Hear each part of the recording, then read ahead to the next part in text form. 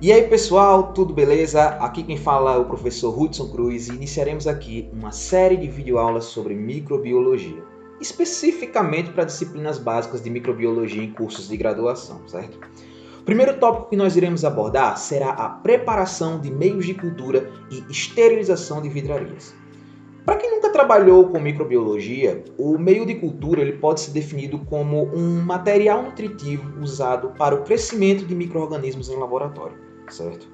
Nesse meio de cultura é comum nós encontrarmos alguns nutrientes fundamentais, como por exemplo carbono, nitrogênio, hidrogênio, enxofre, além, claro, de água, pH ideal, níveis convenientes de oxigênio para que aquele micro-organismo ele consiga sobreviver, consiga crescer, realizando assim a síntese e as funções normais de seus componentes celulares. De modo bem geral, os meios de cultura eles podem ser separados em meios líquidos, que também a gente pode chamar de caldo nutritivo, meios semissólidos e meios sólidos. Esses dois últimos eles são meios que eles são solidificados pela adição de um agente que a gente chama de agente solidificante, que comumente é o agar. O que é o agar? Ele é um extrato de algas marinhas que ele vai se tornar líquido por volta ali dos 100 graus Celsius aproximadamente e se solidifica quando chega próximo aos 40 graus Celsius. Cada um desses meios ele pode ser usado em funções específicas dentro da microbiologia. Por exemplo, os meios líquidos eles são mais utilizados para aumentar a quantidade de um inóculo. O que seria esse inóculo? Seria a quantidade de micro-organismos que o pesquisador tem interesse em trabalhar. Sejam eles bactérias, sejam eles fungos. Tá? Então isso seria o nosso inóculo. Além de que, claro, eles vão servir para estudos da taxa de desenvolvimento daquele micro-organismo em si, ou até mesmo das suas propriedades fisiológicas, como, por exemplo, produção de gases. Então dá para a gente utilizar isso lá no meio líquido.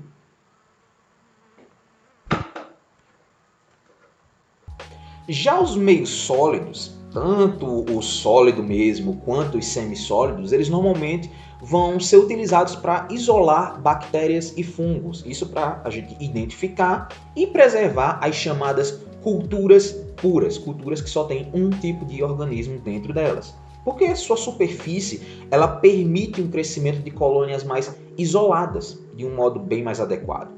E como é que a gente prepara um meio de cultura? Nós iremos exemplificar nessa videoaula com a produção de alguns meios de cultura sólido. Tá? Cada meio de cultura sólido ele é montado em uma chamada placa de Petri.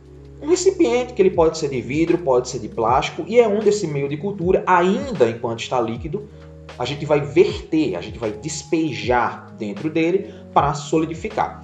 Eu vou exemplificar a produção desse meio com um dos meios de cultura mais comuns utilizados na microbiologia, que é o chamado agar nutriente. Um meio de uso geral que é utilizado para isolar micro-organismos sem qualquer exigência de crescimento. Então, tipo, se eu tiver qualquer variedade de bactéria, qualquer variedade de fungos, é muito comum que nesse meio de agar nutriente a gente consiga fazer eles crescerem com uma certa tranquilidade.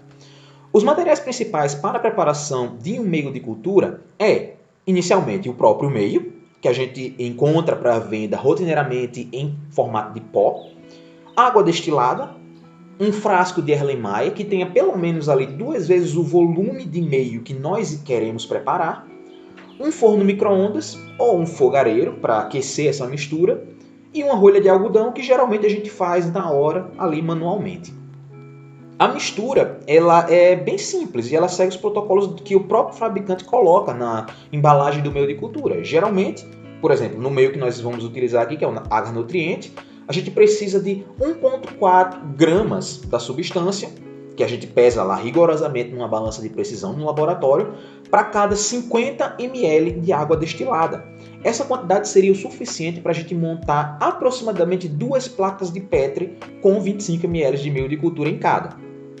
No Erlenmeyer, o estudante ele pode misturar o pó para o preparo, juntamente com a água destilada, e você pode rotacionar usando o próprio punho, ou usando uma espátula limpa com álcool 70, ou até mesmo alguns equipamentos de laboratório, onde a gente consegue colocar uma bailarina, que é uma espécie de imã dentro desse meio, e ela vai ficar rotacionando e misturando automaticamente. Nesse momento, nem todo esse meio vai ficar totalmente misturado, mas não se preocupe. Ele vai se dissolver através da utilização ou do fogareiro ou do micro-ondas. Vamos exemplificar com o micro-ondas. Dentro do micro-ondas, vocês devem ir aquecendo esse meio a cada 10 segundos. Então a gente coloca 10 segundos, depois mais 10 segundos e sempre observando se esse material não entra em ebulição. Isso é uma informação bastante importante. O meio não deve chegar ao ponto de entrar em ebulição. Mas geralmente com 3 até 5 vezes que vocês vão colocando 10 em 10 segundos, essa quantidade de 50 ml em geral já vai estar completamente uniforme e dissolvida. Depois que isso está dissolvido, nós iremos retirar o Erlenmeyer de dentro do micro-ondas e tampar com a nossa rolha de algodão. Nesse ponto, está tudo ok. Mas eu posso colocar diretamente na placa de Petri depois que passou pelo micro-ondas? Não mesmo, certo? Temos que colocar isso na cabeça. Ainda vão existir micro-organismos que podem sobreviver mesmo nesse aumento de temperatura que acabou de ser passado dentro do micro-ondas. Por esse tempo inteiro que a gente fez o processo. Então, nós precisamos fazer a esterilização definitiva do nosso meio através da utilização da autoclave. Lembre-se disso. O meio de cultura ele não pode ter nenhum outro micro-organismo dentro dele crescendo, já que nós vamos querer usar aquele meio de cultura para fazer o crescimento só das nossas culturas de bactéria e culturas de fungos que nós temos interesse. A autoclave ela vai ser um equipamento similar a uma grande panela de pressão. Tudo que for colocado lá dentro vai passar por uma pressão e uma temperatura elevada por tempo suficiente para destruir qualquer micro-organismo que vocês coloquem dentro dessa autoclave. Isso é o que a gente vai chamar de esterilização por calor úmido. Também vai existir outro tipo de esterilização utilizado para instrumentos hospitalares, como é o caso da esterilização por calor seco, que é realizada em estufas. Ambos esses tipos são interessantes, porém, para micro-organismos que nós queremos eliminar do meio de cultura, o calor úmido, lá da autoclave, ele é mais eficiente que o seco, pelo modo como os micro-organismos são eliminados em si. Enquanto no calor úmido, os micro-organismos eles vão ser destruídos porque as suas proteínas, as proteínas vitais deles vão ser desnaturadas, no calor seco, as partes orgânicas das células vão ser oxidadas, então elas vão queimar lentamente. Quem estiver mais na superfície acaba morrendo, mas quem estiver mais internamente é provável que não seja eliminado. Então o ideal é que a gente use o calor úmido para esses meios de cultura. Além desses métodos, esses dois que eu falei para vocês, a gente tem outros que são utilizados comumente na microbiologia. Um é a flambagem, quando passamos a boca do tubo de ensaio, lâminas de microscopia, espátula ou até mesmo outros materiais sobre a chama do bico de Bunsen ou de uma lamparina, para a gente fazer uma esterilização mais rápida. E o outro tipo que nós temos é o aquecimento ao rubro em chama, que é bastante similar à flambagem, só que nesse caso nós iremos utilizar alças e agulhas de inoculação, aquecendo elas até que elas atinjam uma cor bem avermelhada, por conta, claro, da alta temperatura. Bom, retornando para a nossa autoclave, um detalhe que é necessário observar é como está o nível da água na autoclave, para não queimar os resistores que ficam no fundo da autoclave, tá? Essa água sempre tem que estar acima da resistência e é uma obrigação ser observado toda vez que vocês forem colocar qualquer material dentro da autoclave. O material ele deve ser colocado numa cesta e a autoclave, vocês vão fechar elas com os parafusos de modo alternado. Isso justamente para a gente distribuir igualmente a pressão na tampa e conseguir fechar ela de modo mais correto possível. Em todos os laboratórios é comum ter um protocolo de como a autoclave deve ser operada, porém o mais comum é que vocês abram a válvula de saída de ar, liguem o equipamento no máximo e esperem até que o ar comece a sair pela válvula. Esse momento, quando o ar começa a sair, é a hora de fechar a válvula.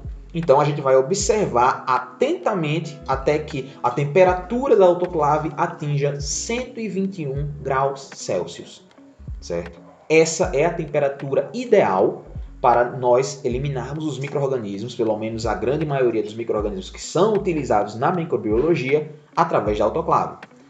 Atingindo essa temperatura, a chave da autoclave pode ser mudada. Ela estava no máximo, a gente muda para o médio. Na hora que é mudada para o médio, essa temperatura vai ser mantida. Ela não vai aumentar nem vai diminuir. E a gente mantém desse jeito por aproximadamente 15 minutos, que é tempo suficiente para esterilização.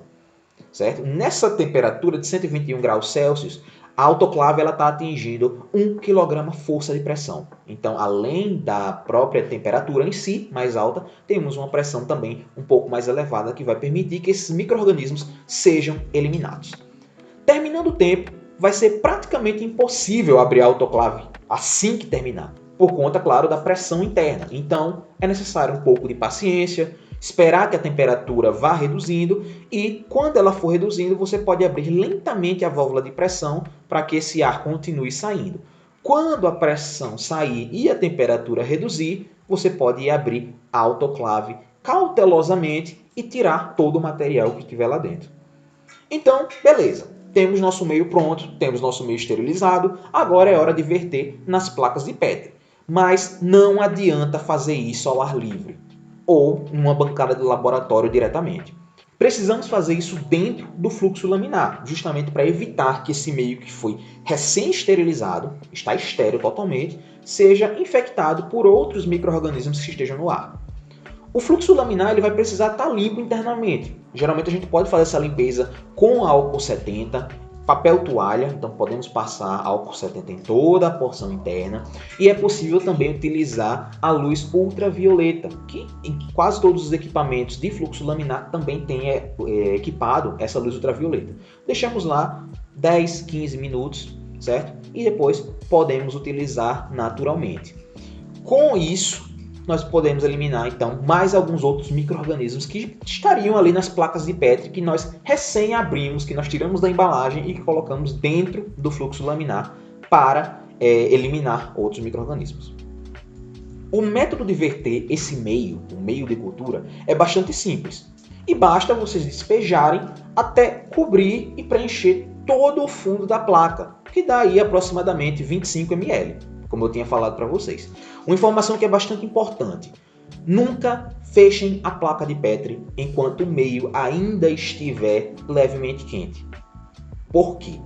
Quando você fechar a placa de Petri e o meio estiver quente, ele pode gerar gotículas na tampa.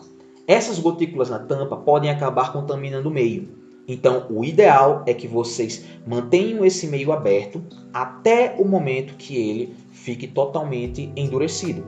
Quando ele estiver endurecido, quando ele estiver frio, vocês podem ir e fechar. Com alguns poucos minutos, o meio vai estar pronto. E é possível a gente fechar a placa isolando ela na lateral, na borda, utilizando filmes plásticos de PVC.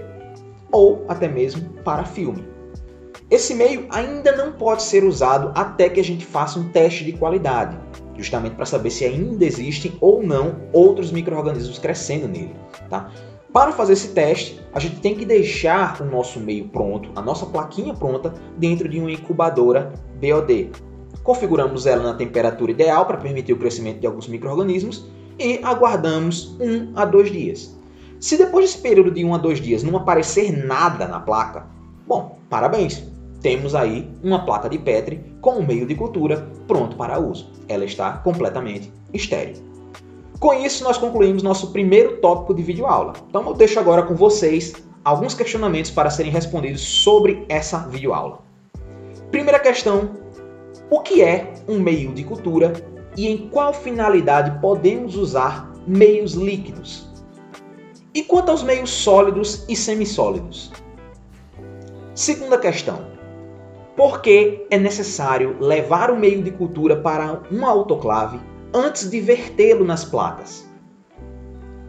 Terceira questão: diferencie os meios de esterilização por calor úmido, por calor seco, por flambagem e por aquecimento ao rubro. Quarta e última questão: como saber que o nosso meio de cultura que foi vertido nas placas está corretamente esterilizado? Bom, por hoje é só. Espero que vocês tenham compreendido corretamente o conteúdo dessa videoaula e tirem todas as suas dúvidas enquanto nós estivermos nos momentos síncronos. Falou!